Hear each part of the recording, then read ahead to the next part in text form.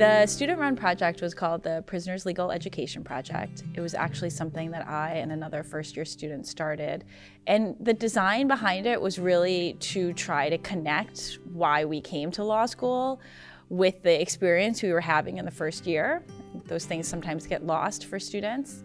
And the goal was really to go to state prisons and talk with people who are incarcerated and try to share a little bit of what we thought we had learned during our time in law school.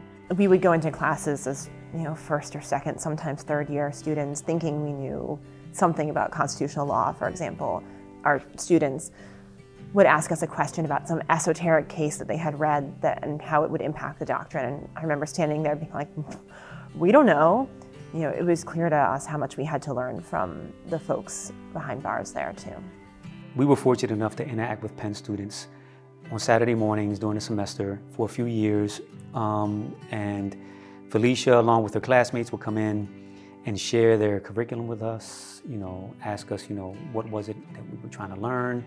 And they definitely tried to address, our needs, our legal needs, as much as possible. And it was a process that was, reciprocal in a lot of ways. We learned from them, they learned from us. Many of us, were pro se litigants, obviously, and that's how we learned the law. So it was a combination of both, legal training and just learning under fire. We would bounce our arguments off of them, and what do you think about this? A fresh set of eyes that was in a space other than what we were being incarcerated. It wasn't. It was amazing to be able to share that interaction with someone, and for them to help us with our research, because research is limited in incarceration. We got computers, we got books, and that's good, but like some of them detailed questions that the books couldn't answer, they was able to go to the professors and bring it back to us, and it was real helpful. I'm talking about real helpful.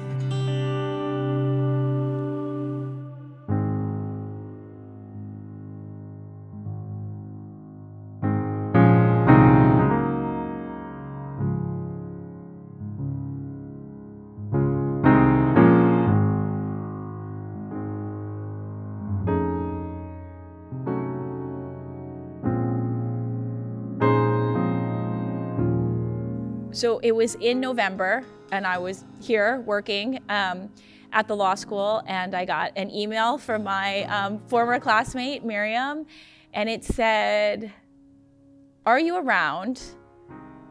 I'm with Theophalis and Marco, and we'd love to come say hi." And I started crying. It was really kind of magical.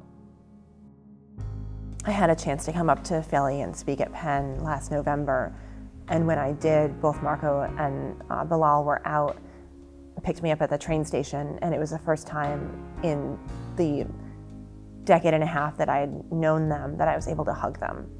And that was really kind of a high water mark for me in a lot of ways, and to be able to support them too as they've done basically the unthinkable, which is to beat the system and come out with their spirits intact. It says a lot about a person who does pro bono work, whatever it is. It shows that people care. And when you have that expertise of being a lawyer, and then you have someone who is an expert at the facts of a particular situation, when it comes together and is harmony, you get great results. And I'm a living example of that. Many people that are incarcerated have exhausted all their resources.